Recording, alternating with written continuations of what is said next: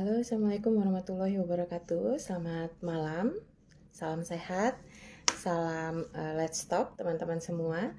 Malam ini senang sekali saya Renvi kembali bisa ketemu sama teman-teman ya, menghabiskan malam minggunya. Akan ada diskusi serius tapi santai malam ini untuk menemani teman-teman bermalam mingguan.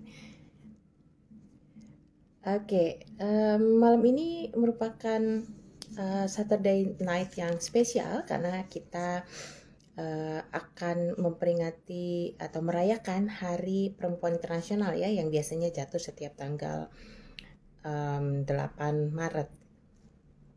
Dan malam ini kita akan kedatangan tamu, seorang aktivis muda yang juga aktif menyuarakan isu-isu ketidakadilan gender dan hak asasi manusia lainnya. Siapa tamu kita malam hari ini? Akan ada Siva Nazia. Siva merupakan aktivis dari Amnesty Amawa Wikreti yang malam ini kita akan cari tahu ya kira-kira kesehariannya seperti apa, kemudian apa yang dia lakukan bersama dengan Amnesty Amawa Wikreti ini. Baik teman-teman, sepertinya sudah ada. Ini kita akan coba invite Siva untuk bergabung bersama kita. Selamat malam untuk teman-teman yang malam ini juga sudah bergabung. Selamat pagi ya untuk Kak Ira. Kemudian ada Kak Oriansah ini sudah bergabung juga. Saya akan invite Siva untuk bergabung bersama kita.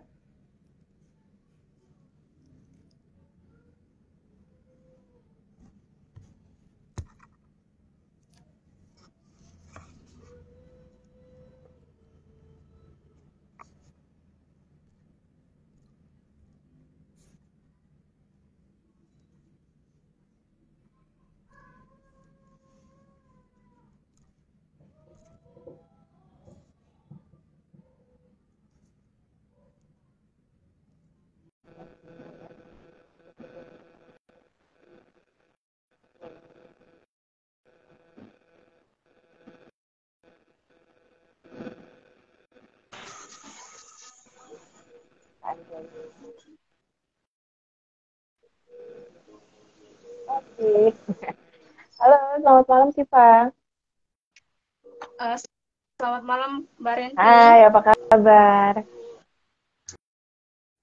Alhamdulillah baik Mbak. Mbak Renvi gimana kabarnya? Alhamdulillah sehat. Sudah di rumah ya biasanya? Ini suaraku ada ya Siva? Ada kok Mbak, atau suaraku yang nggak ada ya? Juga ada, tapi Ira nggak bisa menangkap suara kita ya. Mungkin Ira yang sinyalnya agak kurang bagus ini. Tapi kita berdua aman ya? Aman ya? Ya? Aman kok Mbak. Di aku Mbak Renvi ada suara. Ya deh kalau begitu. Ya sebelumnya terima kasih sih Pak karena sudah meluangkan malam mingguannya ini, waktu malam minggunya untuk ngobrol-ngobrol santai malah sama Let's Talk ya. Oke. Tadi sempat hilang, sekarang sudah bagus. Mudah-mudahan sampai akhir juga bagus aja ini ya. Karena kalau di Lampung nih sedang musim hujan, jadi hujan melulu setiap hari dan memang hujannya hujan deras banget gitu. Gimana di sana sih Pak?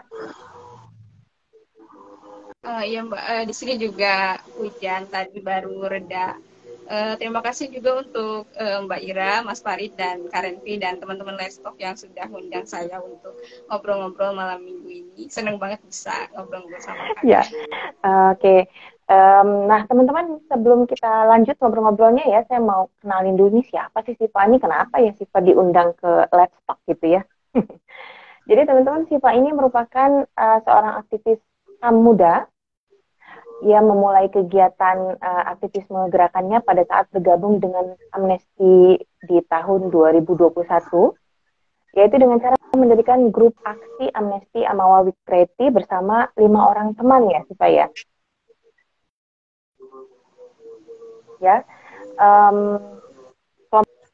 Kelompok ini kemudian mendukung kerja-kerja Amnesty Internasional di Indonesia dalam menyuarakan isu hak asasi manusia, terutama hak asasi perempuan. Dan di tahun 2022, Siva menjadi peserta belajar feminisme bersama Kalyana Mitra dan hal itu pula yang membuatnya semakin serius untuk menyuarakan isu-isu perempuan. Siva ini masih mahasiswa ya, Siva? Kebetulan saya belum mahasiswa, baru mau mulai jadi mahasiswa, Oke. Mbak. Keren dong kamu nih. Karena nanti kita akan banyak cerita soal Amnesty Amawawi Kreatif ini apa. Apakah sama ya dengan Amnesty Internasional atau merupakan bagiannya atau gimana gitu ya? Mungkin ada teman-teman yang belum tahu gitu dan mudah-mudahan malam ini kita semua dapat belajar banyak dari Siva dan untuk teman-teman lain yang sudah bergabung dan ingin tanya-tanya seputar aktivitasnya Siva, kemudian juga apa yang sudah dia lakukan dan lainnya, bisa tuliskan di kolom chat ya teman-teman ya. Dan sebagai informasi, live Instagram Lestalk malam ini juga akan kami siarkan ulang di kanal YouTube-nya Lestalk, sehingga nanti teman-teman yang belum bisa bergabung malam ini bisa kembali menyaksikan live Instagram Lestalk malam hari ini. Baik, nah teman-teman semua, Saturday Night Lestalk malam hari ini merupakan edisi spesial, edisi ke-53 dalam rangka merayakan Hari Perempuan Internasional atau International Women's Day yang biasanya kita rayakan itu di tanggal 8 Maret gitu ya. Dan ini merupakan awalan dari rangkaian kegiatan Lestalk dalam rangka merayakan Hari Perempuan Internasional. Nah, kalau ada mungkin yang belum tahu apa sih IWD gitu, International Women's Day itu gitu ya. Kita refresh sebentar bahwa Hari Perempuan Internasional itu merupakan hari di mana kita merayakan secara global pencapaian sosial, ekonomi, budaya, dan juga politik perempuan di seluruh dunia. Dan di hari itu juga biasanya banyak sekali ajakan untuk bertindak cepat, mempercepat kesetaraan gender. Dan aktivitas ini biasanya disaksikan dan dilakukan oleh seluruh kelompok-kelompok yang mendukung kesetaraan gender dan keadilan gender di seluruh dunia untuk memastikan bahwa kesejahteraan dan juga kesetaraan perempuan itu bisa dinikmati gitu ya, hak perempuan itu bisa dipenuhi. Baik, nah dan malam ini spesial karena kami di Let's Talk mengundang seorang aktivis HAM muda, perempuan lagi ya, yang saat ini sudah bergabung bersama kita. Dan untuk mulai ngobrol-ngobrol kita malam hari ini, saya mau tanya ke Siva, Siva bisa cerita nggak sih Amnesty Amawawi Kreatif itu apa?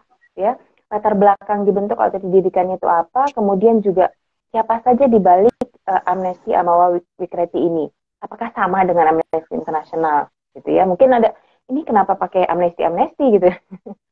Apakah bagian dari Amnesty Internasional atau seperti apa dan apa saja kegiatan atau programnya? Silakan Siva. Baik, Mbak Rensi. Jadi ini teman-teman.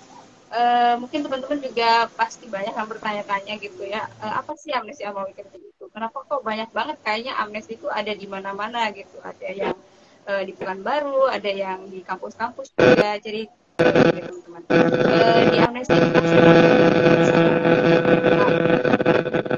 nah, kelompok kebetulan di Indonesia ada dua jenis kelompok. Pertama adalah grup aksi dan yang kedua adalah sektor. Nah, untuk memudahkan saya jelasin dulu ya apa itu sektor. Nah, jadi teman-teman, chapter itu adalah kelompok aksi Amnesty yang didirikan itu berdasarkan institusi atau misalnya kampus atau sekolah. Jadi basisnya ada di universitas dan sekolah. Sedangkan grup aksi itu adalah kelompok aksi Amnesty yang basisnya itu lebih luas lagi gitu. Gerakannya berada di luar institusi pendidikan.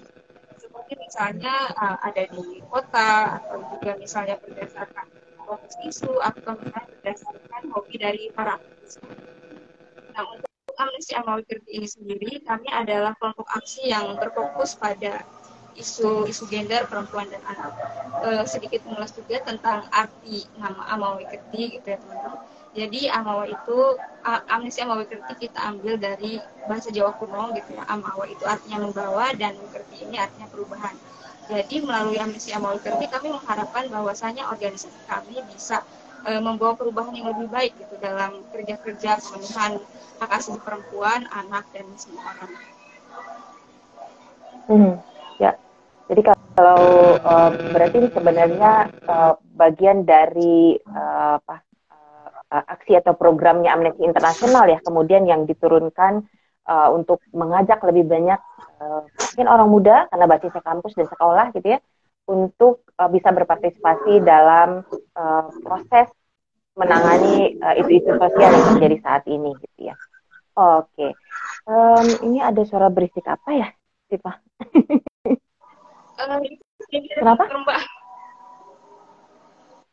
Ada motor tadi. Oke, no problem. Baik, jadi dengan adanya Amnesty Amawi Kreatif ini semoga bisa membawa perubahan baik gitu ya bagi perlindungan dan juga penanganan kasus-kasus atau isu-isu perempuan di Indonesia juga. Itu khusus isu perempuan aja atau juga isu anak juga ya? Kita isu perempuan juga dan isu anak juga enggak, tapi untuk saat ini kita sedang fokus isu perempuan. Hari-hari ini kita sedang mengampanyekan isu pekerja rumah tangga. Oke. Isu pekerja rumah tangga ya. Oke. Nah, gimana ceritanya Siva bisa bergabung dengan Amnesty Amawi Kreatif ini? Iya, jadi ceritanya gini Mbak, waktu itu kan saya lulusan sekolah tahun 2021. Nah, di saat itu saya lagi nunggu kelulusan PTN. Nah, sambil saya nunggu kelulusan gitu, saya bingung gitu, apa sih yang mau saya lakuin sementara saya menunggu kelulusan saya gitu, yang entahlah bakalan lulus atau enggak gitu, dan kemudian enggak lulus. Nah, akhirnya di Amnesty itu membuka rekrutmen aktivis gitu ya. Sebelumnya saya udah sering ikut kegiatan Amnesty, makanya saya tertarik untuk gabung. Kebetulan persyaratan dari rekrutmen aktivisnya ini juga gampang banget gitu, katanya tinggal kumpulkan saja 2 orang untuk jadi satu kelompok. Jadi satu kelompok itu minimal 3 orang Mbak. Nanti kalian bakal training katanya sama Amnesty International Indonesia dan menjadi bagian dari gerakan Amnesty International Indonesia. Pada saat itu saya bingung gitu mau ngajak siapa, karena rasa-rasanya teman saya tuh nggak ada yang bisa diajak jadi aktivis gitu ya, kayak menye-menye semua gitu, kayaknya nggak mungkin gitu. Akhirnya saya tuh awalnya nggak ada inisiatif untuk membuat grup aksi yang baru gitu, tapi saya mau gabung ke grup yang udah lama gitu. Jadi saya tinggalkan jejak komentar di Instagram Amnesty yang saya tuh kayak bilangnya kayak gini gitu. Saya mau gabung ke Amnesty, tapi saya nggak tahu mau ngajak siapa gitu. Mau ngajak siapa? Tolong teman-teman yang sudah punya grup aksi bisa ajak saya kah? Gitu. Nah, ternyata nggak ada yang ngajak Mbak. Malah ada orang yang DM saya gitu, katanya gini, kamu mau masuk Amnesty? Oh iya, kamu udah punya grup aksi? Saya bilang gitu kan. Terus dia bilang kayak gini, enggak, gimana kalau kita bikin grup baru aja gitu.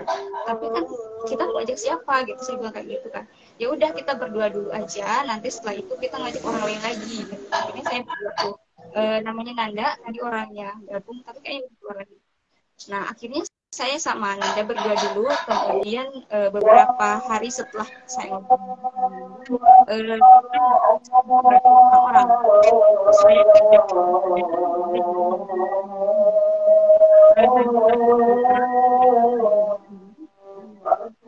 orang, yaitu Jessica dan Fauzi. Nah setelah itu kita menerima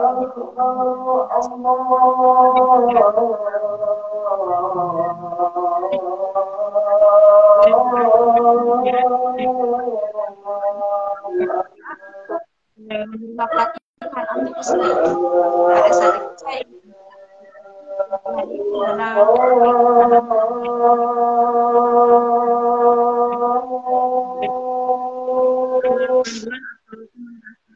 seperti apa saja yang boleh dilakukan dan tidak. Saya dari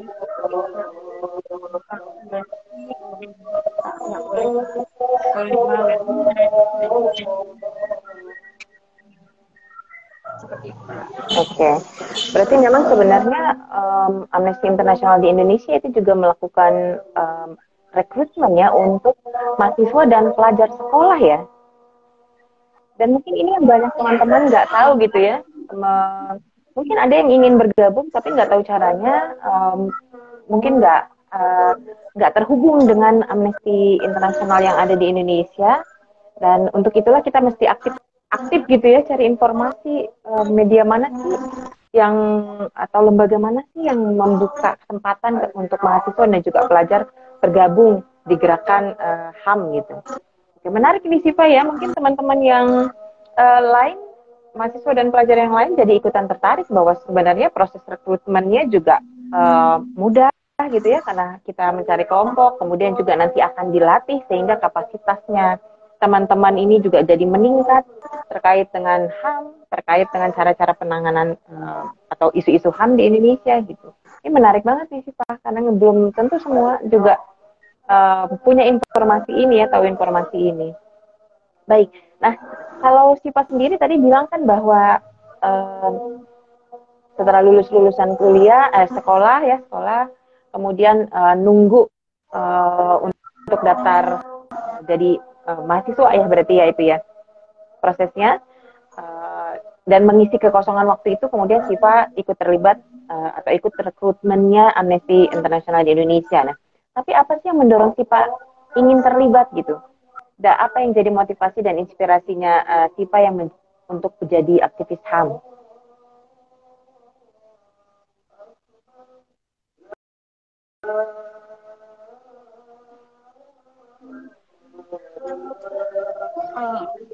Jadi sebenarnya waktu saya gabung sama Amnesty itu karena itu lagi ramai banget isu waktu itu apa ya, undang-undang cipta kerja. Nah di sana tuh kan kita SMA, saya Jessica dan Putri SMK, di mana isu itu juga kenceng banget gitu di sekolah. Waktu itu kan kita SMK, di mana SMK ini dipersiapkan untuk memasuki dunia kerja. Nah bayangan kita adalah gimana caranya kok kita kayaknya mau lulus, mau ngelamar kerja kok apes banget gitu dapet undang-undang yang semerawut kayak gini gitu. Nah pada saat itu kita membutuhkan ruang untuk menyampaikan pendapat gitu. Contohnya kayak misalnya kita berpendapat di sekolah itu nggak bisa Mbak, kayak misalnya kita ikut aksi itu nggak bisa loh. Setiap jam itu kita ramai banget aksi mahasiswa, pelajar juga pada turun kan. Nah itu sekolah kita tuh dikontrol gitu, kelas-kelas gitu, kemudian dicari gitu siapa aja nih orang-orang yang masuk, siapa aja orang-orang yang nggak masuk gitu. Yang bolos itu dicurigai aksi, besokannya biasanya dipanggil sama ke sekolah. Nah dari situ kita cari-cari akal gitu, gimana nih caranya biar kita bisa bersuara gitu, biar kita punya ruang untuk menyuarakan kekesalan kita gitu. Nah akhirnya dengan Amnesty gitu, makanya saya langsung bergabung. Dan waktu di sekolah itu kan sebetulnya saya sering diskusinya itu sama Fauji, jadi saya langsung ngajak Fauji bergabung.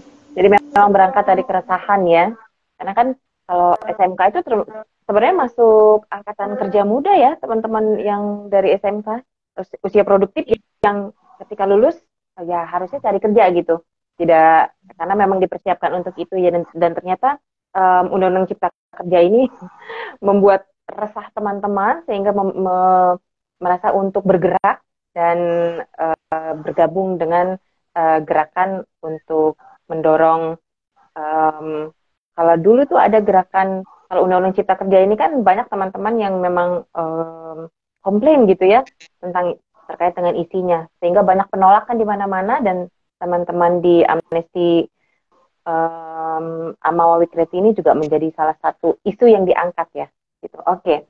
Nah, kalau sekarang sih Pak, apakah ada isu atau tema khusus yang dipilih untuk jadi fokus concern Sipa ketika memutuskan untuk terlibat dalam Amnesty ini?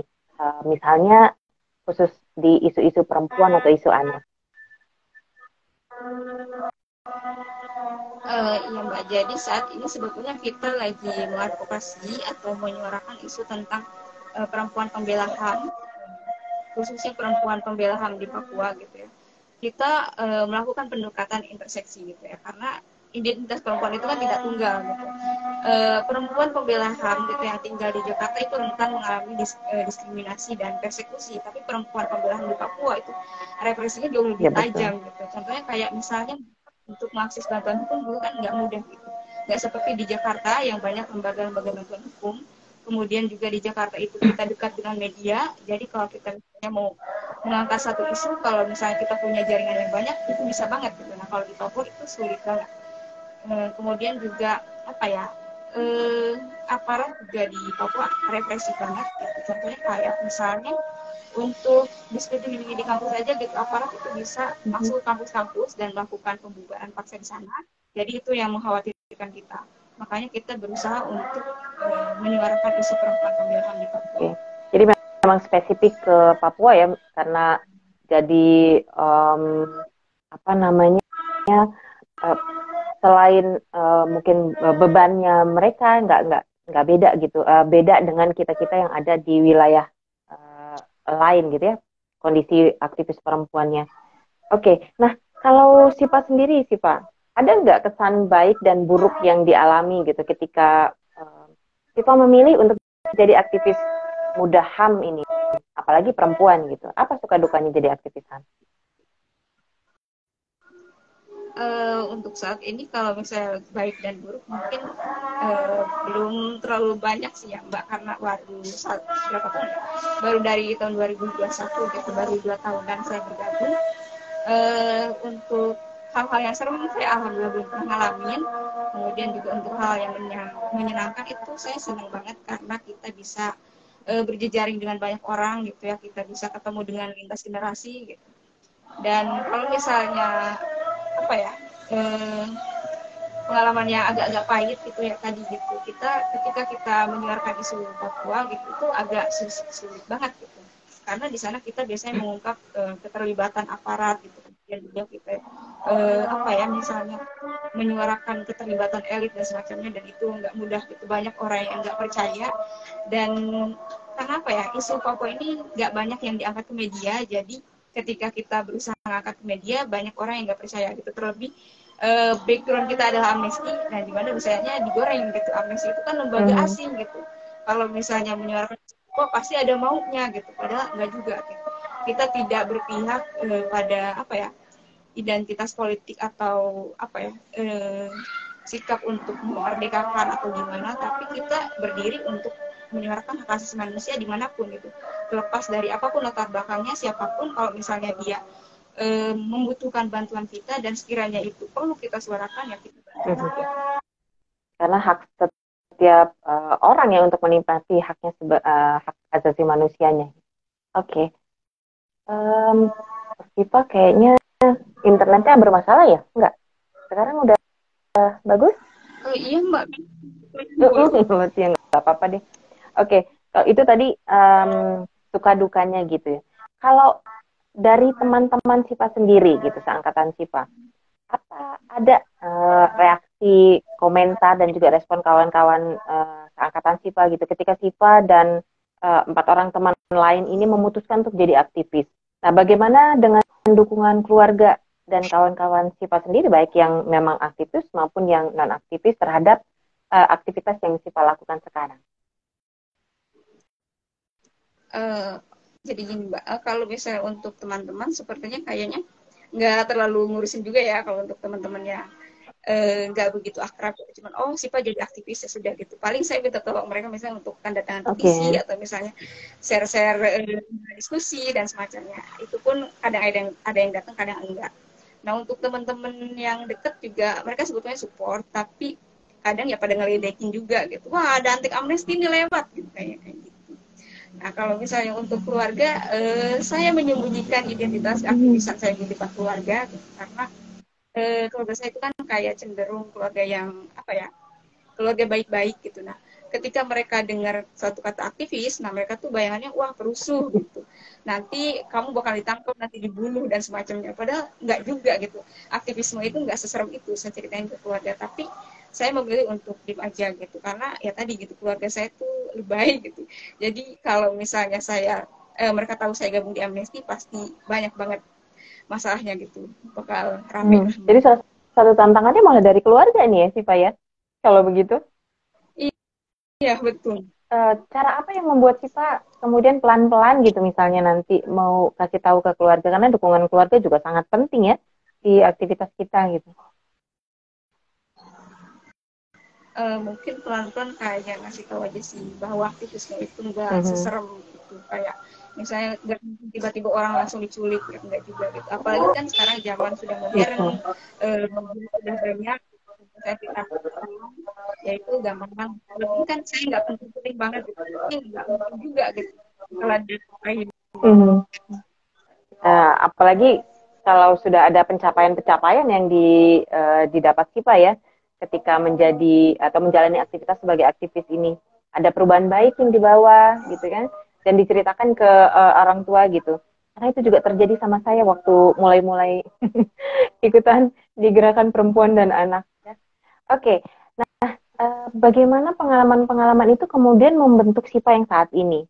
Nih kalau Kak Renvi lihat kan Sipa juga sebagai orang muda tuh public speakingnya bagus, kemudian penguasaan isu-isu sosial, kemudian HAM-nya juga dari uh, cerita-cerita Sipa tadi juga kelihatan bahwa Sipa menguasai gitu.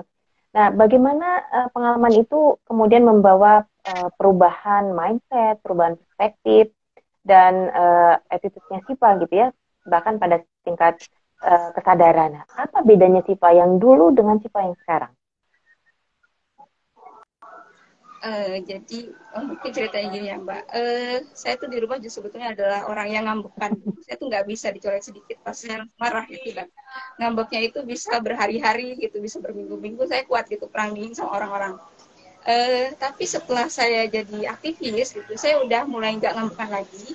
Karena gini Mbak, kalau misalnya saya ngambek, orang-orang tuh nggak akan peduli gitu. Kalau misalnya di keluarga kan saya ngambek, pasti dibujukin kan, pasti dikasih makanan kesukaan gitu, pasti sayang-sayang gitu. Kalau orang lain gak saya ngambek, ya udahlah biarin aja. Nah dari situ saya mulai terbiasa gitu untuk menerima perbedaan pendapat. Kemudian juga ketika misalnya saya salah dimarahin orang, saya gak langsung berontak, dengan aja. Nah, kemudian juga saya lebih apa ya, jadi orang yang agak teliti gitu dalam menelusuri suatu kejadian. Contohnya kayak misalnya ada kasus apa nih, ada kasus kekerasan, kemudian saya menelusuri gitu bagaimana kronologinya dan semacamnya gitu. Jadi itu sih, saya jadi lebih detail dan lebih kritis terhadap sesuatu yang terjadi di masyarakat. Dan coba lihat juga ya bargaining position dalam mempengaruhi orang lain gitu ya, karena kan kalau aktivis biasanya kita harus punya kemampuan advokasi ya, bagaimana memperjuangkan satu isu untuk bisa didengar dan orang-orang aware terhadap isunya gitu. Baik. Dan kalau menurut Sipa, sekarang ini kan banyak sekali isu-isu sosial yang kemudian menjadi perhatian serius banyak pihak gitu ya. Tapi secara umum seperti apa kondisi penegakan HAM di Indonesia dan isu apa saja sih yang masih menjadi persoalan HAM serius saat ini? Kalau tadi kan kalau di amnesti um, sama Wikreti itu Sipa dan teman-teman membawa isu dan fokus pada perempuan pembela HAM di Papua gitu. Tapi ada nggak isu lain yang memang harus jadi perhatian kita? Banyak juga sih sebetulnya Mbak. Kayak misalnya isu tentang perempuan pekerja rumah tangga atau misalnya perempuan masyarakat adat dan semacamnya. Karena kan isu perempuan marginal itu juga kadang nggak banyak yang mengangkat. Nah itu juga penting banget untuk kita suarakan. Hari-hari ini tuh orang kebanyakan mau mengangkat kasus itu yang berkaitan aja dengan dirinya. Misalnya isu kekerasan seksual gitu. Nah, kenapa sih orang banyak banget yang menyuarakan isu kekerasan seksual gitu? Karena ya setiap orang takut untuk dilecehkan gitu. Setiap orang berpotensi mengalami hal tersebut. Jadi setiap orang berjaga-jaga kita bersuara. Tapi misalnya lain halnya ketika kita menyuarakan isu pekerja rumah tangga, itu pasti ada aja yang nggak setuju, pasti ada aja yang nggak mau gitu, dengan berbagai alasan. Contohnya kayak misalnya, oh saya nggak relate dengan isu pekerja rumah tangga karena saya nggak mempekerjakan mereka, keluarga saya nggak ada yang jadi pekerja rumah tangga dan semacamnya gitu. Padahal nggak sesederhana itu gitu. Bahwasanya saya lihat isu pekerja rumah tangga adalah representasi dari isu perempuan yang sesungguhnya, tentang gimana sih perempuan itu dimarginalisasi, tentang gimana sih perempuan itu disubordinasi, kemudian juga di apa ya, ditindas gitu oleh satu sistem gitu. Dan apa ya, jadi selama ini kayak pekerja rumah tangga itu sebetulnya itu kan banyak yang berpikir bahwa orang miskin itu malas gitu, padahal menurut saya orang nggak malas gitu. Contohnya pekerja rumah tangga kan gitu, mereka dari mana mereka malas gitu, mereka kerja aja lebih dari 18 jam gitu, banyak yang seperti itu. Nah Kemudian apa sih yang membuat mereka miskin? Itu adalah satu sistem gitu yang dilakukan mereka pada hal tersebut, di mana mereka di upah itu tidak ada UMR atau UMP-nya, tapi mereka diupah berdasarkan kebaikan hati pemberi kerja gitu ya. Kalau pemberi kerjanya baik, kalau pemberi kerjanya pelit gitu ya, upahnya juga standar banget gitu. Terlebih lagi misalnya selain upahnya kecil juga bisa aja dia disiksa, bisa aja dia di apa ya, komunikasi dengan keluarganya diputus dan semacamnya. Seperti itu Ya, sih, Mbak. belum belum lagi memang jaminan sosial yang ada sekarang ini juga belum belum spesifik memberikan manfaat bagi kawan-kawan pekerja rumah tangga ya, terutama pekerja rumah tangga perempuan. Oke. Nah, kalau menurut Siva ini ya, apakah ada strategi khusus nih untuk menjangkau anak muda agar mereka mau bergabung dalam gerakan menyuarakan isu-isu HAM? Ya, khususnya misalnya HAM anak dan perempuan gitu. Karena tadi kan Siva juga bilang, ya kebanyakan kalau dari pengalaman Siva, teman-teman muda ya ada yang mendukung, ada yang abai gitu ya. Ada ya ya biasa aja lah gitu. Nggak nggak ingin juga bergabung, tapi juga nggak menolak misalnya kehadiran teman-teman yang aktivis HAM yang memang membawa perubahan ini. Eh, Apa ya? Kalau untuk strategi khususnya, kita biasanya selalu menempatkan bagaimana ketika kita menjadi dia gitu. Contohnya seperti pekerja rumah tangga, kita mengibaratkan loh gimana kalau misalnya kita yang seperti itu, gimana kalau misalnya kita sebagai pekerja dipekerjakan lebih dari 18 jam, kita kira-kira kuat nggak gitu. Kita yang misalnya kerja 8 jam sehari, kemudian lemburnya 4 jam, wah itu kita udah protes banget gitu kan. Terlebih kita misalnya dapat jaminan juga gitu, misalnya dapat uang lembur, nah kerja rumah tangga boro-boro ada uang lembur gitu, apa enggak kamu pikirin itu gimana perasaannya gitu, apa enggak itu apa tenaganya terkuras gitu. Kemudian juga kita misalnya ngasih tahu tentang beberapa kasus pekerja rumah tangga, kayak misalnya ada satu pekerja rumah tangga ketika dia mengalami kecelakaan kerja gitu. Itu bukannya dibantu sama majikannya gitu ya, itu malah di apa ya, di PHK gitu, malah dipecat karena udah nggak bisa kerja lagi. Jadi bayangin gitu, udah celaka kemudian juga dipecat gitu. Nah itu kita harus aware terhadap isu tersebut. Bayangin aja kalau kamu di posisi itu, gimana rasanya. Kalau kerja-kerja Amnesty Mawawi Kreatif sendiri sebenarnya menyasar person atau kelompok gitu. Dan gimana sih program kerjanya kalau boleh mengulang sih Pak? Karena kan kalau sih Pak bilang ya paling kita memberikan pengertian kepada teman-teman muda gitu ya. Apakah targetnya itu per person, artinya per orang, atau juga teman-teman di Amnesty Mawawi Kreatif ini punya program kerja yang menyasar kelompok-kelompok anak muda gitu? Jadi gini Mbak, biasanya kita tuh apa ya, kita bikin prioritas isu dulu gitu. Jadi mana nih kita olah isu dulu. Isu ini mau dijadiin apa? Misalnya kita mau jadiin konten Instagram, atau misalnya isu ini mau kita buat jadi diskusi publik, ataukah isu ini mau kita buat jadi kampanye sosial media. Nah, yang menarik adalah kalau misalnya kita jadikan kampanye sosial media, itu biasanya kita merekrut volunteer gitu. Volunteer itu kan terbuka gitu, siapapun boleh gabung. Nah, itu biasanya lumayan banyak Mbak sasarannya. Kalau misalnya di diskusi publik itu cuma misalnya kita dapat 100 orang gitu, tapi kan setelah itu sudah selesai gitu, kita nggak ketemu lagi. Tapi kalau misalnya sosial media campaign, kita kan rekrut volunteer untuk misalnya kegiatan 1 minggu.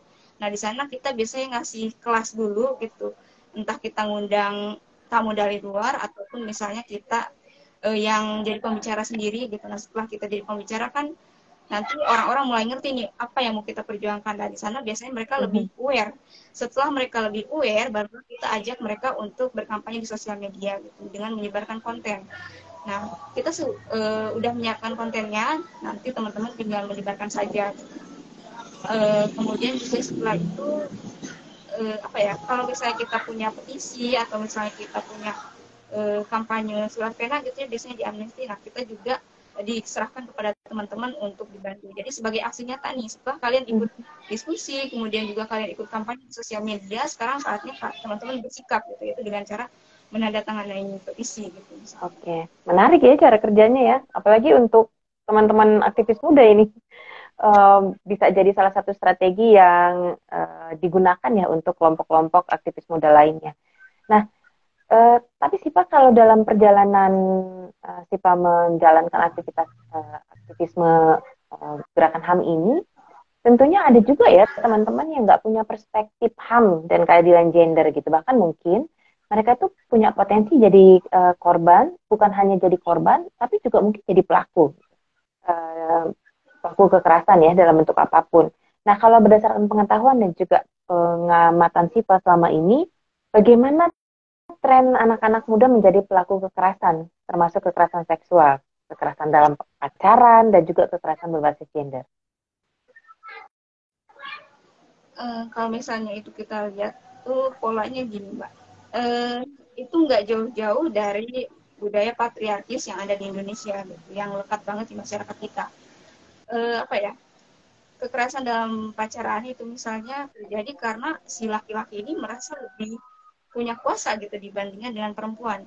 Dimana kan ketika misalnya perempuan ini mau minta apa itu kan mintanya sama cowoknya. Nah timbal baliknya adalah si cowoknya ini memberikan apa ya aturan-aturan buat si ceweknya gitu. Jadi di sana kayak perempuan ini lebih terikat gitu, untuk selalu patuh kepada laki-lakinya. Hal itu juga kadang laki-laki ini juga manipulatif juga gitu dengan misalnya kayak kalau kamu cinta nggak sih sama saya, kalau kamu cinta sama saya berarti kamu harus nurut sama saya, kamu harus misalnya mau berhubungan seks sama saya, atau misalnya kamu harus ngejauhin orang-orang gitu, kamu punya saya aja gitu. Kadang juga ketika misalnya si teman perempuannya ini ngelawan gitu, si laki-laki ini biasanya mencari cara untuk gimana caranya biasa perempuan ini merasa bersalah gitu, yaitu dengan kayak misalnya bikin alibi-alibi, oh ternyata kamu punya teman cowok ya, berarti kamu selama ini nggak peduli sama saya karena kamu deket sama dia, kamu selingkuh gitu gitu, karena terdesak si perempuannya nurut gitu dan semacamnya. Dan ketika misalnya kekerasan itu sudah terjadi satu kali, itu biasanya terjadinya berulang Mbak gitu. Karena dia udah sekali berani mukul gitu, besoknya berani lagi selama kita nggak melawan. Gitu. Nah maka dari itu juga kita perlu sikap tegas juga gitu. Kalau misalnya kita punya pacaran gitu, sampaikan sama pacar kita kalau misalnya kita sayang sama dia, tapi bukan berarti kita mau menuruti semua kemauan dia dan kita suka untuk diatur-atur, enggak gitu. Kita tetap apa ya, punya hak untuk mengatur urusan kita masing-masing gitu. Pacaran ya pacaran aja, tapi kita punya batasan privasi gitu. Iya, dan itu yang harus, perspektif ini harus dimiliki teman-teman muda ya, dimanapun teman-teman saat ini berada gitu. Karena salah satu cara mencintai diri sendiri ya harus mengenali diri kita dan tahu kapan waktunya untuk bersikap gitu, seperti kata Sipa tadi.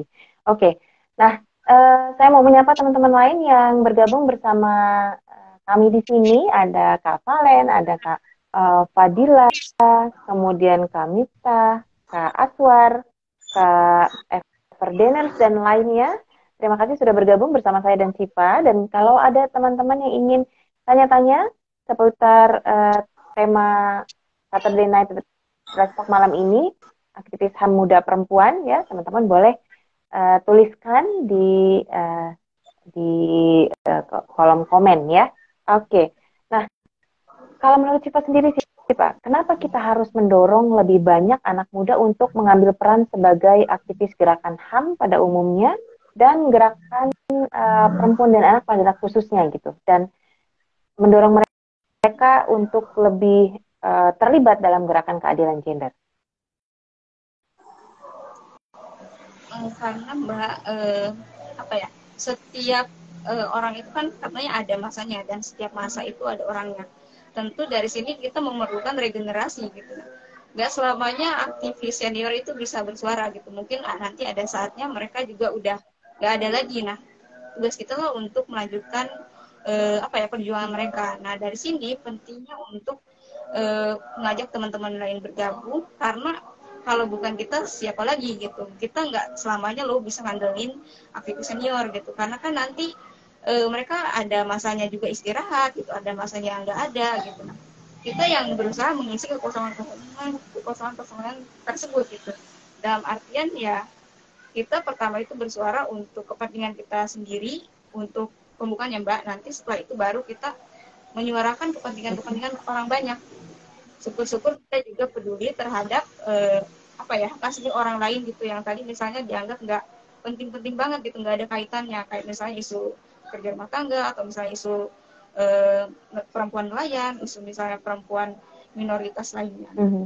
Ya, saya sepakat bahwa harus ada regenerasi nih ya antara aktivis senior ke aktivis muda sekarang gitu ya. Tetapi kira-kira apa sih Pak yang bisa kita pelajari nih? Apa praktik baik apa, kemudian juga strategi apa yang bisa kita ambil dan teruskan dari aktivis HAM dan feminis kita sebelumnya itu ke teman-teman yang menjadi aktivis muda sekarang.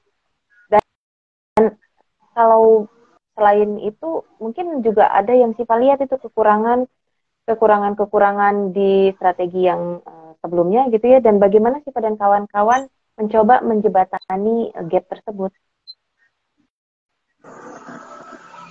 Kalau misalnya kita bicara untuk kekurangan, kayaknya udah cukup keren sih aktivis aktivis perempuan yang senior gitu. Kayaknya kalau misalnya kita bicara tentang teknologi nih, mereka juga udah keren banget gitu, udah rajin bikin postingan gitu, udah bisa misalnya ngatur hashtag dan semacamnya. Nah, bahkan kadang kampanye mereka tuh lebih unik daripada kampanye kita gitu.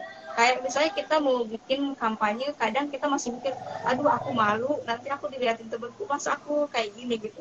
Kalau orang-orang yang udah lama banget di aktivisme gerakan gitu, udah nggak malu lagi gitu. Biarin aja, ngapain banget mikirin perasaan orang lain. Yang penting kampanye kita jalan gitu. Yang penting kita isu yang kita perjuangkan ini ada hasilnya gitu. Itu juga yang harus kita pelajari. Nah, kemudian kita juga sepertinya harus lebih sering ngobrol, berinteraksi kayak gini. Nah, caranya kadang aktivis muda juga agak-agak takut gitu sama aktivis senior. Kayak misalnya teman-teman tuh sering banget bertanya-tanya, Mbak. Misalnya saya ngundang orang gitu dari aktivis senior gitu. Kadang teman-teman nanya gini, sih dia orangnya galak nggak gitu. Ini kayaknya orangnya serem nih, dari mukanya kayaknya tukang marah-marah nih. Gitu. Enggak kok, dia baik gitu. Terus kalau misalnya teman-teman kayak gitu tuh mereka takut untuk berkomunikasi, sungkan untuk bertanya dan semacamnya gitu. Nah, padahal ruang-ruang seperti itu perlu banget diperbanyak untuk kita berinteraksi, untuk kita ngobrol. Karena kan kita juga nggak tahu gitu apa yang sebetulnya dibutuhkan oleh aktivis senior gitu kepada kita gitu. Mereka tuh pengennya kita ngapain sih gitu. Kan kita juga kadang pengen dibantu gitu. Misalnya kita butuh mengangkat satu isu dan kita tuh nggak ngerti gitu. Kita pasti nyarinya adalah orang-orang yang udah lama banget memperjuangkan isu tersebut. Dan memang membuka jaringan, membuka akses ke teman-teman aktivis yang sudah lebih dulu ini ya berjuang untuk keadilan HAM di Indonesia itu juga memang sangat penting ya. Dan teman-teman bisa mulai dengan bergabung di keluarga Laptop. Iya. Karena Siva ini salah satu relawan dari keluarga Laptop loh teman-teman ya. Dan menarik tadi ya. Tapi kalau sejauh ini sih Pak, kira-kira bagaimana relasi, komunikasi, dan juga kolaborasi kawan-kawan aktivis HAM muda ini dengan aktivis-aktivis feminis dan juga aktivis HAM lain yang sudah lama bergerak dan berjuang. Kalau tadi kan Sipa bilang kita kan bisa membuka kontak, memulai kontak dengan mereka dan lainnya gitu. Tapi apakah ada perbedaan pandangan, perspektif dan juga strategi yang Sipa rasakan nih selama berinteraksi dengan kawan-kawan aktivis dan feminis yang sudah lebih dulu ini? Apa ya? Kalau misalnya perbedaan perspektif sepertinya belum terlalu kelihatan ya Mbak, karena kita juga masih belajar dan sepertinya kita masih ngambil ilmu juga dari mereka, bahkan kayaknya kita ngikut-ngikut mungkin ya untuk beberapa untuk beberapa isu gitu, karena kita nggak ngerti, kita belajar dulu gitu, setuju gitu. Nah, untuk perbedaan strategi sepertinya kita kadang aktivis muda itu mengutamakan untuk lebih banyak bergerak di sosial media, kemudian baru turun ke lapangan. Nah, kalau misalnya aktivis senior itu biasanya mereka ke lapangan dulu, baru kemudian naik ke sosial media. Nah, aja sih, tapi kalau misalnya hari-hari ini kita tuh kebanyakan lebih banyak ngeliat kan orang-orang tuh di sosial media ya. orang-orang itu kadang kalau misalnya kita aksi langsung di lapangan, belum tentu orang yang di di daerah tersebut juga tahu semuanya gitu, pasti ada yang nggak tahu. Tapi kalau misalnya kita di sosial media itu biasanya semua orang pun di mana-mana akan tahu kalau misalnya isunya rame. Nah, makanya biasanya kalau aktivis muda itu menstrategi dengan bikin panas dulu nih media gitu dengan ngupload konten kampanye dan semacamnya, baru kemudian turun ke lapangan. Ya, tapi kira-kira seberapa efektif sih Pak penggunaan media sosial untuk mengkampanyekan dan juga mengadvokasi isu HAM ini? Kalau kita lihat kan tadi juga Sipa sudah bilang ya bahwa kalau anak muda, aktivis muda itu lebih banyak menggunakan sosial media sebagai salah satu media untuk mengkampanyekan isu. Setelahnya, kalau kelihatan sudah mulai mendapat banyak atensi atau perhatian publik, baru kita turun melakukan kerja-kerja di lapangan gitu. Tapi seberapa efektif itu? Apakah memang menurut Cipa media sosial itu bisa diharapkan untuk menjadi alat ya meningkatkan awareness-nya masyarakat terhadap isu sosial, membentuk opini publik, kemudian juga menginfluence mereka gitu ya. Dan kira-kira apa sih kekurangan dan kelebihan kalau kita menggunakan media sosial untuk gerakan HAM ini? Kalau misalnya kita menggunakan media sosial, kan namanya media sosial ini global ya Mbak, bebas gitu. Jadi kadang kita isunya kalah gitu sama hashtag yang lain gitu. Misalnya kita membahas tentang kekerasan seksual, tiba-tiba kasus lain yang naik gitu. Nah itu juga agak mengkhawatirkan juga gitu, membutuhkan kerja ekstra juga. Gimana caranya biar isu kita tetap ada di atas. Nah, kalau misalnya kita bicara seberapa efektif, kita lihat aja gitu. Misalnya untuk kasus Stella Monica gitu. Nah, Stella Monica ini kan salah satu korban dari kriminalisasi Undang-Undang ITE. Di mana dia itu kan menjadi dilaporkan sama klinik kecantikan setelah dia mengupload konten yang berisi tentang reviewnya dia setelah melakukan perawatan di klinik kecantikan tersebut. Jadi si kliniknya ini nggak terima gitu. Nah, akhirnya dia dilaporkan. Nah, setelah itu ternyata banyak juga gitu yang mengalami keluhan seperti Stella gitu. Orang-orang tuh banyak juga gitu yang setelah melakukan perawatan di klinik itu langsung misalnya wajahnya iritasi, langsung bengkak-bengkak dan semacamnya. Nah, tapi Stella ini tetap dikriminalisasi gitu, dianggap bahwasanya dia telah mencemarkan nama baik klinik tersebut. Tapi akhirnya setelah itu bisa bebas dari tuntutan dengan adanya banyak tekanan publik, Mbak. Waktu itu saya ingat banget Safenet bikin petisi. Nah, di sana Safenet berhasil mengumpulkan 25.000 tanda tangan dan kemudian juga diserahkan kepada Pengadilan Negeri Surabaya. Nah, setelah itu besoknya Stella divonis bebas. Nah, dari situ kita juga bisa bahwasanya kekuatan media sosial ini beneran ada gitu. Nah, memang banyak orang juga yang datang ke pengadilan gitu, untuk mengawal Stella secara langsung. Tapi hal itu tidak akan terjadi kalau misalnya media sosial tidak bergerak, karena dari mana orang tahu ya dari media sosial. Kemudian juga kalau kita mau flashback lagi ke tahun 2019, Baik Nuril juga kan mendapatkan amnesti dari Presiden Jokowi setelah mendapatkan banyaknya dukungan publik gitu, melalui petisi, melalui surat yang dikirim kepada presiden gitu. Nah, akhirnya Baik Nuril mendapatkan amnesti dari Presiden Jokowi.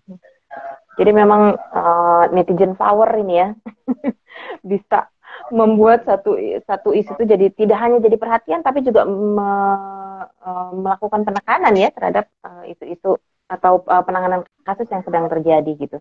Jadi salah satu bentuk untuk mengawasi juga ya dengan menggunakan media sosial ini sehingga lebih banyak menjangkau lebih banyak orang.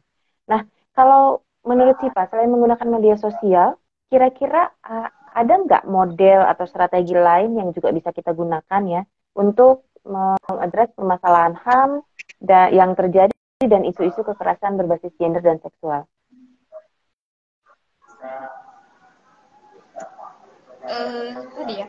Media sosial itu kadang bisa bikin ramai juga, tapi masyarakat kita itu kadang cepat lupanya. Kalau misalnya tadi Stella Monica dan Baik Nuril itu kan isunya terus kan kita angkat sampai akhirnya keluarlah satu keputusan. Nah, untuk misalnya kita kampanye tentang kasus KBGO gitu, kekerasan berbasis gender dan semacamnya, itu kan kita perjuangannya berpanjang.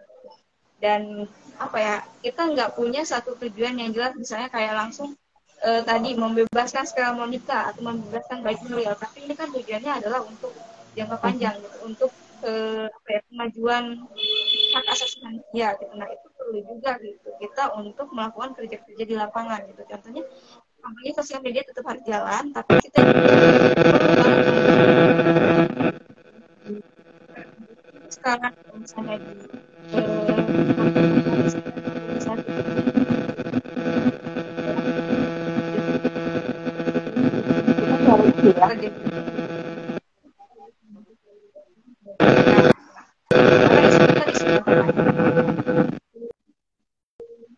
juga di apa ya, secara offline ya. Oke, jadi memang kalau untuk di sosial media juga kita perlu maintain isunya gitu ya, dengan terus menerus. Kemudian kan biasanya pakai hashtag dan lain itu juga penting ya, sehingga orang-orang juga bisa terus bersama-sama gitu memantau dan juga mendiseminasi atau menyebarkan isu yang kita bawa gitu ya. Oke. Tapi selain itu juga ada kegiatan-kegiatan offline yang memang harus kita lakukan. Ya. Kalau saat ini sih Pak, kan kita sedang akan merayakan International Women's Day ya. Nah, bagi Sipa sebagai seorang aktivis muda, perempuan gitu, apa makna International Women's Day ini dan bagaimana seharusnya anak-anak muda sekarang itu memaknai International Women's Day ini? Kalau menurut saya IWD ini sebagai apa ya, bahan gitu untuk berefleksi. Kita sebagai perempuan kadang jarang diapresiasi gitu, bahkan bisa misalnya diskriminasi atau dipersekusi ketika kita menjadi momen IWD ini untuk berefleksi gimana sih apa yang selama ini sudah dilakukan. Ternyata kita sudah melakukan banyak perubahan, ternyata kita sudah menyuarakan banyak hal gitu, dan ternyata itu bermanfaat bagi kita, bagi orang lain juga. Merayakan gitu keberhasilan kita juga kemudian berefleksi gitu, apa sih yang mungkin nanti bakal kita lakuin. Jadi sepertinya momen EWD ini untuk bersenang-senang aja sih Mbak, untuk teman-teman aktivis perempuan dan perempuan pada umumnya juga gitu. Jangan lupa untuk mengapresiasi diri kita sendiri gitu, karena modalitas utama kita untuk adalah dimulai dari diri kita sendiri. Bagaimana kita membuka diri kita, bagaimana kita mencintai diri kita, nah itu kan berawal dari diri kita. Oke, jadi ini memang merupakan momen perayaan kita sebagai perempuan, pencapaian yang sudah kita raih hingga saat ini, dan juga apa yang bisa kita lakukan ke depan untuk membuat kondisi dan situasi perempuan-perempuan di dunia dan di Indonesia itu jadi lebih baik gitu ya Cipa. Oke, dan kalau menurut Cipa sendiri, meskipun sudah banyak sekali prestasi, kemudian juga perubahan baik yang dialami oleh para perempuan ini, problem atau isu kunci apa yang paling banyak sekarang ini diusung oleh aktivis HAM muda perempuan di Indonesia? Dan isu-isu apa yang lebih banyak gitu diminati oleh anak-anak muda di antara isu-isu HAM dan keadilan gender yang ada? Dan isu apa yang diabaikan atau kurang diminati? Nah, kalau misalnya isu yang lebih banyak dikampanyekan atau disuarakan, sebetulnya adalah isu-isu yang paling dekat dengan kita gitu, yang setiap hari orang-orang tuh bisa saja mengalami kejadian tersebut. Contohnya ya tadi gitu, misalnya kekerasan seksual gitu, dan juga kekerasan berbasis gender, KDRT dan semacamnya gitu ya. Artinya kita bisa mengalami hal tersebut gitu. Apapun siapapun kita bisa mengalami hal tersebut. Makanya itu lebih banyak disuarakan. Kemudian untuk yang agak jarang disuarakan sepertinya isu kelompok marginal gitu, karena banyak orang yang satu mereka tidak terlalu memahami seperti apa isunya, kemudian juga ketika mereka pengen menyuarakan mungkin ada keterbatasan data, ketika mereka pengen ketemu sama orangnya juga keterbatasan juga gitu, karena misalnya tempatnya jauh, kemudian juga akses internet mungkin tidak bagus. Jadi ya seperti itu Mbak, isu-isu kelompok marginal agak sulit untuk disuarakan, tapi bukan berarti tidak bisa. Justru kalau misalnya kita udah tahu ini sulit, harusnya kita yang mengadvokasi gitu, artinya kita yang menyuarakan gitu, karena kita udah tahu duluan nih. Oke. Saya sepakat ya bahwa memang masih banyak isu-isu kelompok marginal yang harus kita perjuangkan gitu. Tapi kalau menurut Sipa, bagaimana sih membuat anak-anak muda ini aware, terlebih untuk isu-isu yang kayak Sipa bilang tadi ya, dari kelompok marginal dan minoritas gitu, kayak tentang kerja rumah tangga, terus kelompok LGBT ya, ataupun dari kelompok buruh, disabilitas, minoritas gender dan seksual, dan perkawinan anak yang lagi marak gitu. Bagaimana meningkatkan awareness-nya mereka kalau menurut Sipa? Kalau misalnya apa ya, kita kan di dunia jadi kan masih tetap membangunkan bantuan orang lain. Contohnya kita rumah tangga gitu. Kita banyak banget selama ini dibantu sama pekerja rumah tangga gitu. Kalau misalnya kita nggak mau menyuarakan isu mereka gitu, gimana kalau misalnya orang tuh pada berhenti jadi pekerja rumah tangga dan nggak mau ada lagi, dan nggak mau lagi dia jadi pekerja rumah tangga gitu. Jadi kita sanggup gitu, untuk melakukan kerja-kerja itu sendirian gitu. Enggak.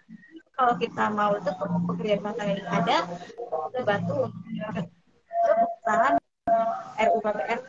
Kemudian juga misalnya tentang perempuan adat, gitu, misalnya perempuan petani gitu ya. Petani gitu, gimana kita bisa makan gitu. Nah, jadi kalau misalnya kita masih pengen makan nasi, kita masih pengen makan dari hasil pangan gitu, kita juga harus mendukung petani gitu. Kita harus menyuarakan isu mereka. Pun dengan teman-teman buruh gitu kan, selama ini mereka kerja produksi kan. Kalau misalnya mereka tuh berhenti bekerja jadi buruh gitu, kita gimana nasibnya gitu, gimana nasib barang yang selama ini dan kita beli barang itu tiba-tiba nggak ada gitu. Karena orang-orang yang jadi buruh itu udah nggak mau kerja di sana karena nggak ada dukungan dari masyarakat. Itu penting banget untuk kita bukan artinya kita kayak dibelikan gitu. Toh kita nggak punya pekerja rumah tangga gitu, kita nggak punya keluarga buruh gitu kan, tetap kita suatu saat akan butuh gitu yang akan terjadi gitu. Mungkin pekerja rumah tangga tapi besok bisa kita butuh gitu. Hari ini kita nggak mau menyuarakan isu buruh karena kita yang sebagai buruh, tapi besok boleh jadi loh kita yang jadi buruh. Jadi memang meningkatkan awareness-nya teman-teman muda ini bisa dari kondisi yang paling dekat dengan mereka gitu ya, kondisi ketidakadilan yang terjadi di dekat mereka dulu, baru kita ajak mereka untuk melihat lebih jauh ke isu-isu lain gitu ya Sipa. Oke, nah kalau Sipa kan pernah ya sharing tentang bahwa tidak sedikit aktivis muda yang juga terlibat melakukan kekerasan seksual, padahal dia aktivis gitu ya. Nah, kenapa sih sebagai aktivis itu kalau menurut Sipa bisa dia melakukan kekerasan seksual? Apakah faktornya hanya dari, ya memang dari person aktivisnya saja, atau memang karena nggak ada kontrol nih dari sesama teman aktivis muda gitu, sehingga menyebabkan aktivis ini kemudian bisa menjadi pelaku kekerasan seksual. Biasanya kan kalau dalam organisasi itu ada senior, ada junior itu ya. Apalagi kalau di lingkungan aktivis muda nih, ada senior juniornya itu juga kan seringkali berpengaruh gitu. Oke. Itu sih Sipa ya, tapi ada catatan dari Kak Ira, Sipa supaya lebih bagus suaranya punya earplug nggak? Headset? Sayang kurang kedengeran katanya. Mbak, sayang. Oke, boleh.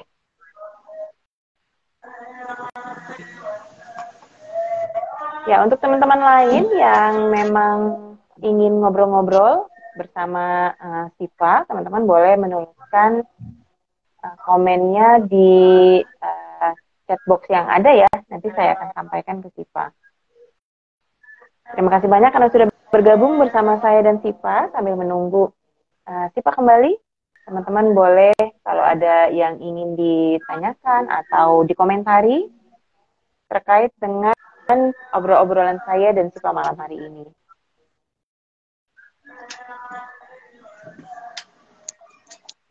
Selamat malam untuk Kak Popi, Kak Afir, Kak Omi Coy, Kak Fia. Ramai sekali nih malam hari ini ya. Gimana malam minggu ini teman-teman? Mudah-mudahan happy-happy aja ya.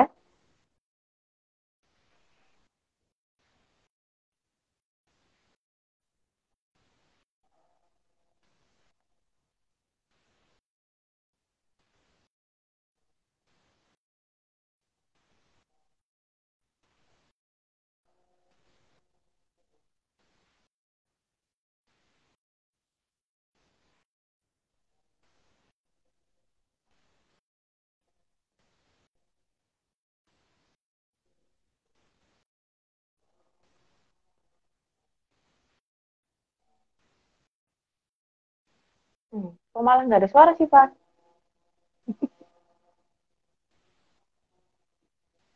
Atau saya nggak dengar? Siapa boleh coba lagi?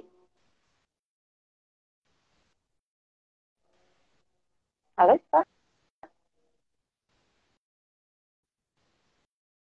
Halo? Siapa? Suara saya terdengar? Siapa? Suara. Oh, oke. Dicopot earphone-nya malahan ini ya, malahan terdengar ya. Iya Mbak, jadi Ya udah nggak apa-apa deh. Daripada malah nggak ada suara, tadi malah nggak ada suara ya. Kenapa ya? Boleh coba sekali lagi pakai itu earplug-nya? Atau ini sekarang saat ini nggak pakai? tapi kalau sekarang Sekarang suaranya sudah. masih Enggak, jauh. sekarang sudah bagusan. Mungkin sinyalnya ya. Oh, iya, ya udah Iya, seperti ini aja Mbak. saya coba ulangnya pertanyaannya. Jadi kan Siva pernah sharing nih ke kita bahwa nggak sedikit aktivis muda sekarang yang juga jadi pelaku kekerasan seksual gitu. Nah, kalau menurut Siva, kira-kira kenapa sih aktivis muda ini bisa melakukan kekerasan seksual? Apakah karena memang personnya saja, atau karena tidak ada kontrol yang kuat dari sesama aktivis muda terkait dengan do and don'ts yang tidak boleh dilakukan gitu, terutama untuk kekerasan seksual?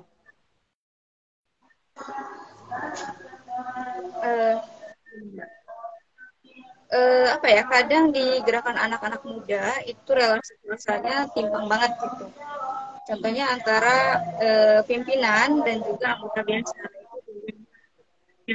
Antara pimpinan dan anggota biasa. Contohnya antara anggota dengan saya kepala divisi juga itu jomplang banget gitu. Jadi kadang ketika misalnya pimpinan ini melakukan kesalahan gitu, banyak orang yang nggak korek, udahlah aku diem aja gitu, dia ketua gitu, aku nggak berani bantah, nggak boleh gitu loh sama dia ketua loh gitu. Mindset seperti itu masih banyak banget gitu. Jadi nah, udah gitu. Ketika misalnya ada kasus kekerasan seksual gitu, yang terjadi adalah si korbannya ini suruh dia contohnya kayak misalnya dia ketua, kamu nggak boleh bersuara macam-macam, nanti kamu dikeluarin gitu. Atau misalnya kayak ya udah kamu maafin aja gitu demi organisasi gitu. Kalau misalnya nanti ada masalah ini, nanti orang luar jadi tahu gitu, nanti orang nggak ada yang organisasi kita gitu loh. Padahal seharusnya kalau misalnya tetap mau ada orang yang masuk ke dalam organisasi tersebut, ya kasus ini harus diselesaikan gitu. Si orang yang melakukan kekerasan tadi harus ditindak gitu. Kalau misalnya kita menyembunyikan kasus itu, kita bukannya menyelesaikan masalah, tapi malah menyembunyikan aja gitu, meredam gitu. Nah, suatu saat masalah itu bisa timbul lagi gitu, bisa jadi dan lebih besar, misalnya dia bisa melakukan kekerasan yang lebih banyak korban, atau misalnya kekerasan yang lebih parah gitu terhadap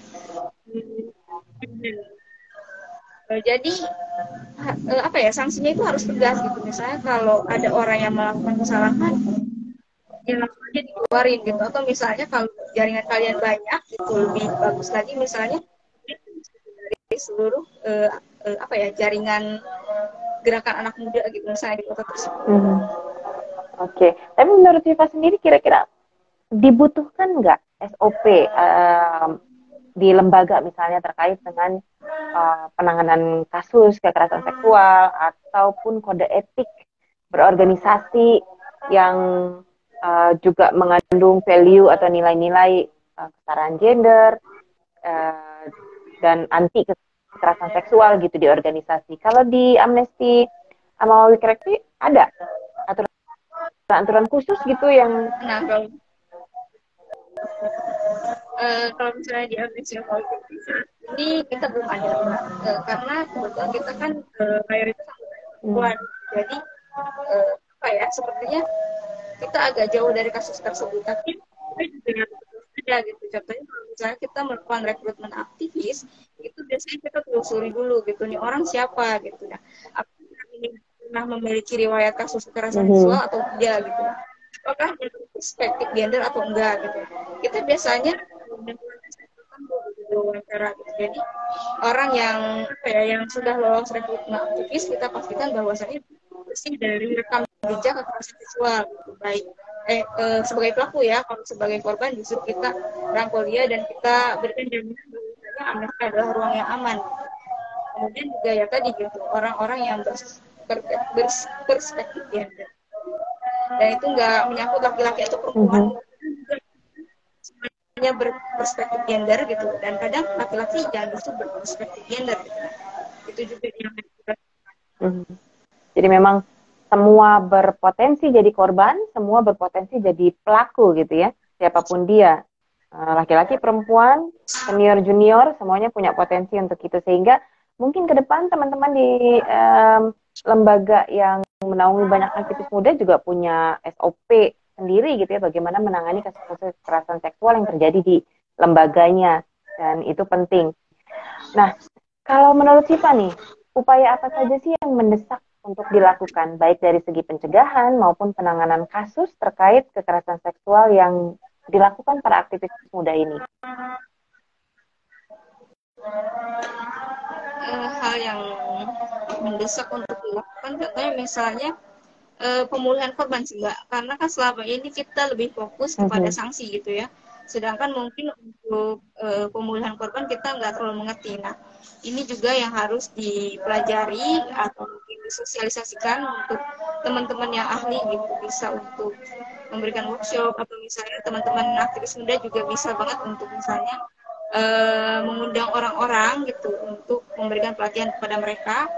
Nah, di sisi lain juga ya tadi gitu, kita perlu melakukan tindakan tegas jika misalnya ada orang yang melakukan kekerasan seksual. Jadi fokusnya tidak hanya di penegakan hukum, tapi juga pemulihan korban gitu ya, Siva ya. Karena itu yang lebih banyak. Karena tidak berarti si pelaku sudah dihukum maksimal, kemudian kalau korbannya juga tidak kita bantu untuk dipulihkan, juga haknya tidak terpenuhi ya sebagai korban gitu. Karena salah satu hak korban adalah pemulihan. Baik. Nah, kalau menurut Cipa sendiri sekarang, sumber daya atau potensi apa yang dimiliki oleh orang muda kita untuk menguatkan gerakan HAM di Indonesia? Dan apa serta bagaimana sih menguatkan potensi anak-anak muda ini agar lebih terlibat aktif dalam gerakan HAM dan keadilan gender di Indonesia? Potensi yang dimiliki oleh anak-anak muda saat ini tentunya adalah teknologi, Mbak. Karena kan zaman dulu orang masih keterbatasan gitu, misalnya mendapatkan informasi dan sebagainya. Nah, hari ini kita udah canggih banget gitu. Kita mau mencari informasi apa aja itu ada di internet. Kita misalnya mau berteman dengan siapa, kita bisa cari juga di internet. Nah, potensi itulah yang apa ya, sebetulnya menjadi privilege buat kita gitu untuk melakukan kerja-kerja aktivisme gitu, karena kan kita lebih mudah untuk berjejaring. Contohnya kayak misalnya kalau dulu mau berjejaring tuh harus datang ke kantornya gitu kan, kalau sekarang kita tinggal, atau misalnya kita di Zoom pun rapat udah jadi gitu. Nah, itu modalitas banget buat kita gitu. Jadi kalau misalnya kita mau aware terhadap lingkungan sekitar kita, kita mau jadi aktivis itu zaman sekarang tuh bukan hal yang udah susah banget gitu. Apa ya, kita tuh udah banyak teknologi yang bisa membantu kita, yang bisa membantu kerja-kerja.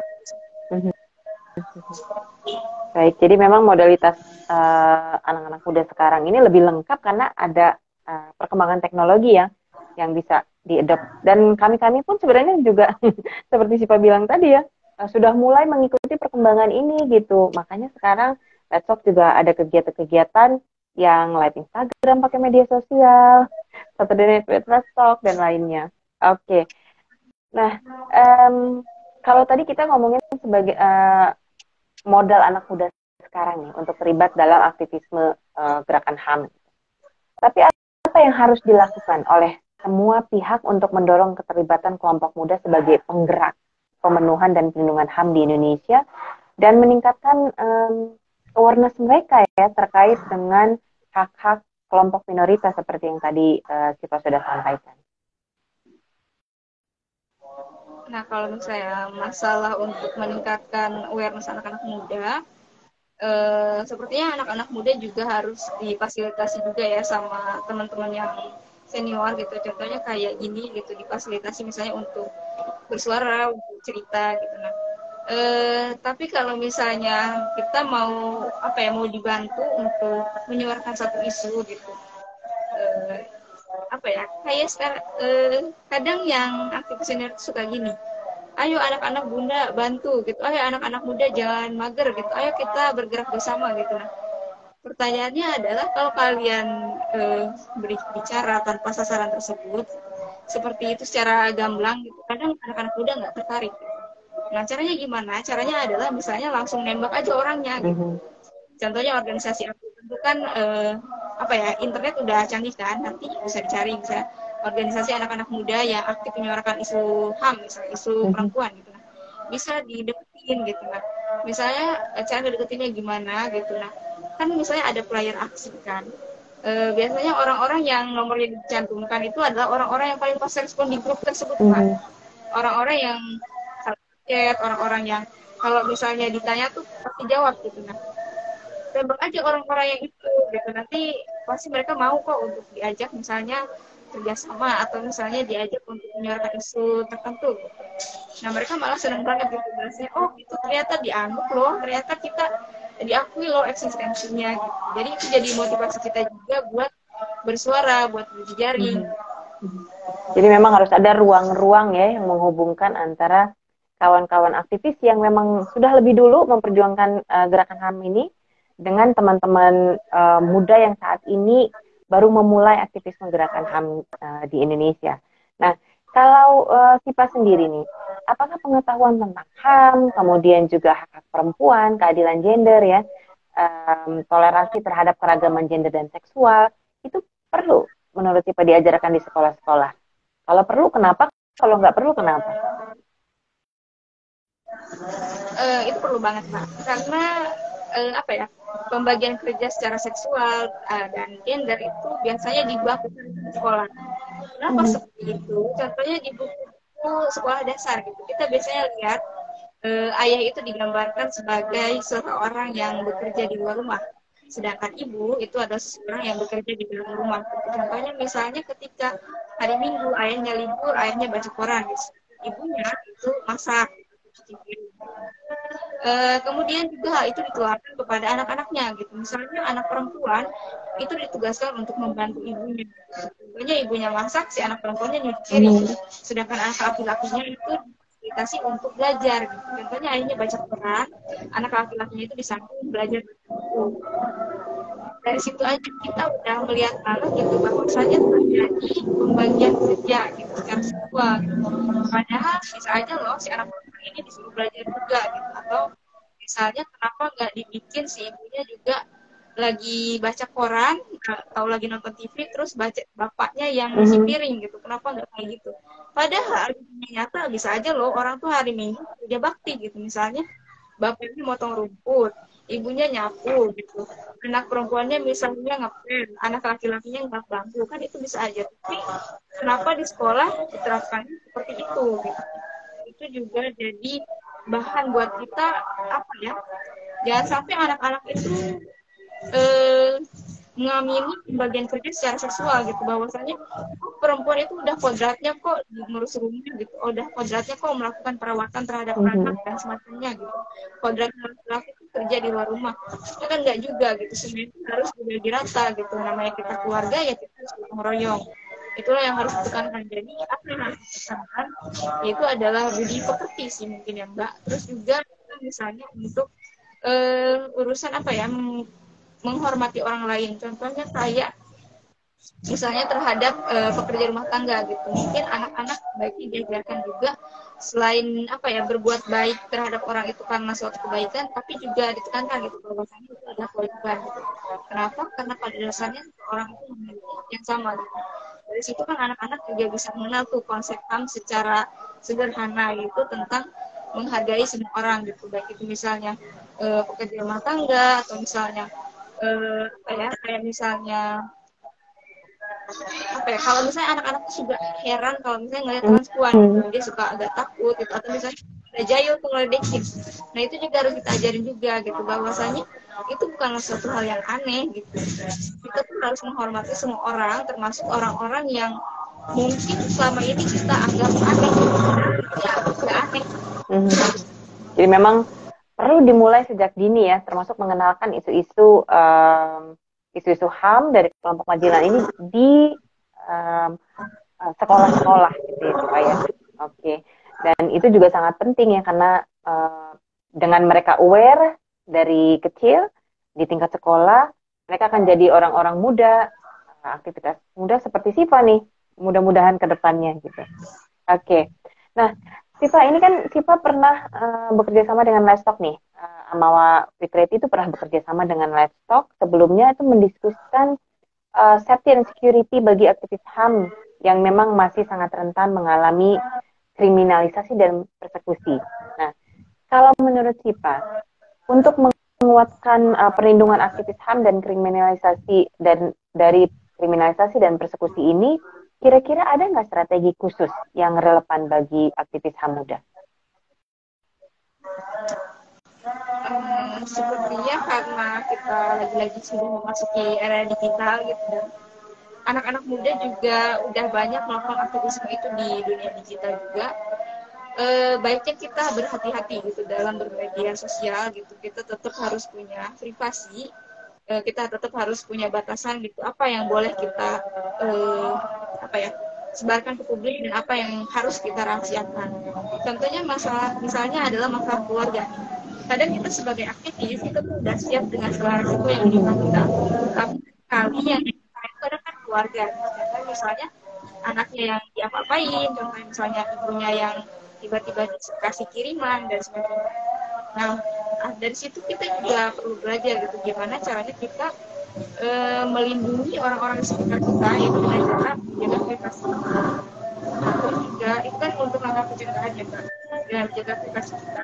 Kalau misalnya ini, kan saya dikenalnya karena aktivis ini. Jadi baiknya orang kenal saya sebagai aktivis saja gitu. Selebihnya orang nggak perlu tahu gitu, siapa orang tua saya tinggal di mana dan semacamnya. Orang tahu gitu. Kerja-kerja kita aja yang diketahui. Selain itu kita juga perlu banget memperluas jejaring kita, biar misalnya kita tuh kalau kenapa-kenapa kita bisa tahu pada siapa kita minta tolong dan siapa saja orang yang mau mendukung kita gitu. Karena kalau kita misalnya sekeren apapun kita, sepintar apapun kita, kalau kita tetap nekat sendirian itu nggak akan bisa juga. Suatu saat kita kenapa-kenapa nggak ada yang menolongin gitu. Pun kita minta tolong sama orang, pasti orang pun bertanya-tanya, kamu siapa? Gitu. Pas dibantuin, kan orang bertanya juga. Dan ceritanya kalau kita orangnya sering berjejaring, kita sering bergaul sama orang-orang gitu, orang pun pasti kenal sama kita, orang pun pasti bakalan baik sama kita, apalagi kalau misalnya kita baik sama orang. Jadi memang dukungan dari banyak pihak juga jadi satu syarat ya untuk didapat oleh para kawan-kawan aktivis muda ini ya. Selain memang kata Siva tadi bahwa pemetaan jaringan itu juga penting, jadi kalau ada apa-apa sama kita bisa tahu kemana dan kepada siapa kita minta bantuan gitu ya. Mungkin juga nanti teman-teman aktivis muda ini bisa terhubung dengan kawan-kawan LBH yang memang bergerak untuk menyuarakan gerakan HAM ini juga ya. Jadi di tempatnya teman-teman mungkin bisa kontak-kontakan dengan mereka, LBH yang memang seringkali mendampingi teman-teman aktivis ketika mendapatkan ya serangan-serangan gitu ya di dalam melaksanakan aktivismenya. Baik, nah Siva nggak kerasa udah 1,5 jam lebih nih kita ngobrol-ngobrol ya.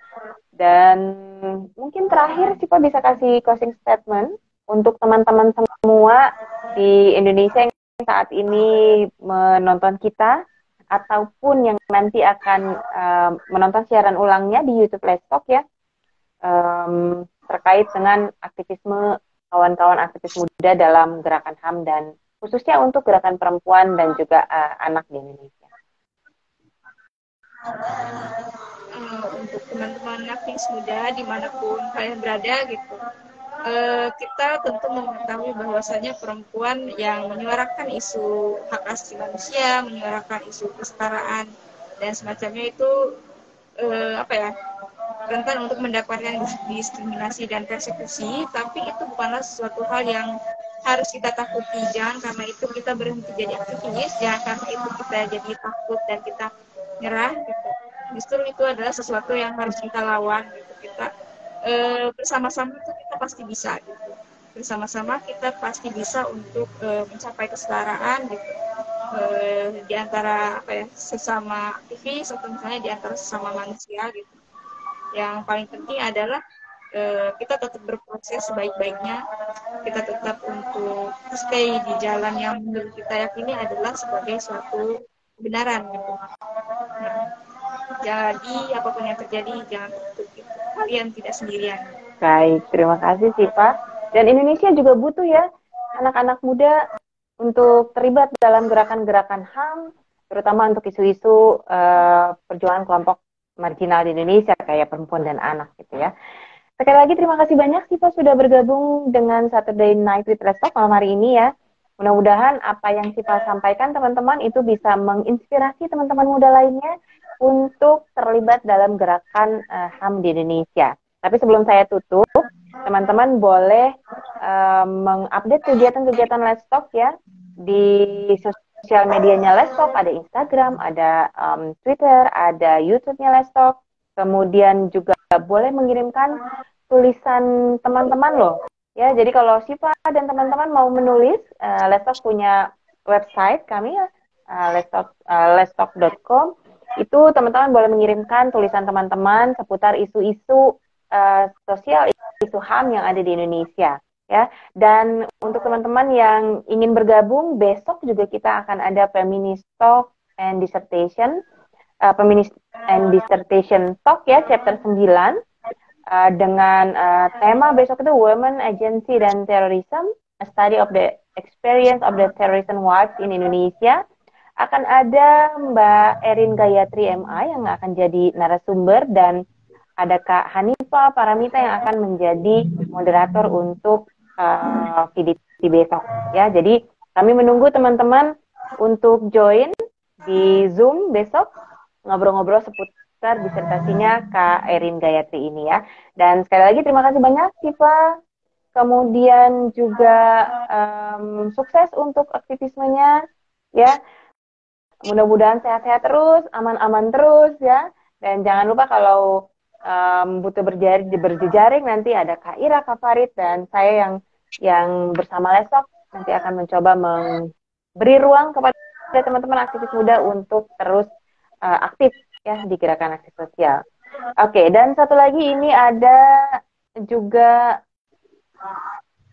forum roundtable forum di seri 53 dengan tema homofobia, transfobia dan queerfobia, akar dan perlawanan yang akan diselenggarakan nanti setelah FDT ini.